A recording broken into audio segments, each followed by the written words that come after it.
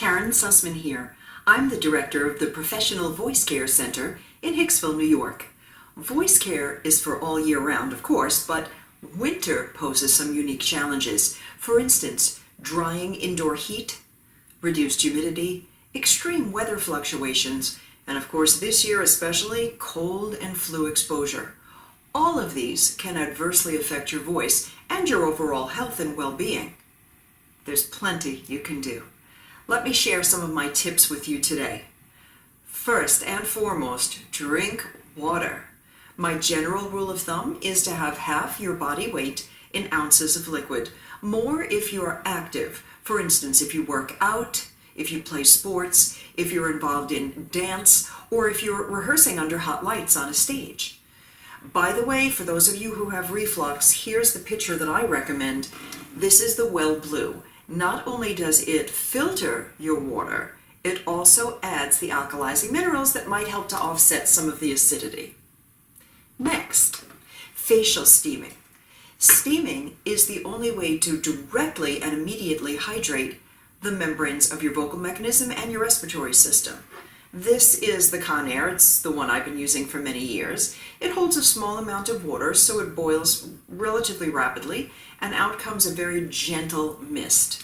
So what you do is you inhale as if you're sipping through an imaginary straw, or if your nose is stuffed, sniff that steam 5 to 10 minutes, 1 to 2 times a day, more if you feel sick. And you can incorporate your steaming into your daily routine so that it doesn't take any additional time.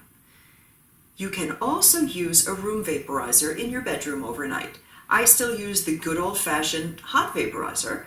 You can use the cool mist, the ultrasonic humidifiers, but only if you are willing to follow the manufacturer's directions to keep them clean. Next, let's talk about nasal rinses. I use Simply Saline or the generic equivalent. It's an aerosol, so it doesn't need preservatives. And what you do is over the sink, tilt your head, depress the nozzle, and a gentle stream of saline comes out and rinses into your nostril. And as you tilt your head forward into the sink, it comes out the other side. Blow your nose and repeat the same procedure on this side. Fill it up, and when it feels full, tilt your head forward and the water runs into the sink, and you blow your nose. Notice that I didn't tilt my head backwards, so you will not feel this running down the back of your throat. You can also use a sinus rinse kit. Make sure to use distilled water, not tap water.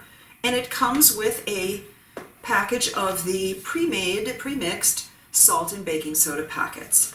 Or, of course, you can also use a neti pot, which, again, like the sinus rinse, like the Simply Saline, you have to tilt your head sideways to use. Now, throughout the day, if your nasal membranes feel dry, you can use my new favorite products, Rhinase Gel or Rhinase Nasal Saline Spray. These are non-medicated, and they have 2 wetting agents in them to keep your membranes moist, or just use traditional saline spray to keep your nose moist.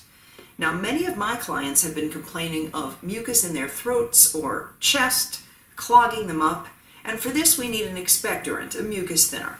I've always liked good old-fashioned Robitussin, or the generic equivalent, guaifenesin syrup, which you can take once every 6 to 8 hours, or if you prefer a time-release 12-hour medication, Mucinex does the same thing. Lately I've been recommending more all-natural alternatives, such as Zarbee's products. Zarbee's is made with honey and herbs, and their lozenge is 99% honey and 1% cherry flavor. So if you like all natural, go with that. Anything honey-based or glycerin-based will be lubricating for your voice. Plus, of course, to stay healthy, rest, wash your hands frequently, do your vocal exercises, massages, and stretches, avoid caffeine and alcohol, which can dry your membranes. And if you follow my tips, even in winter, you can have a choice voice. See you next time.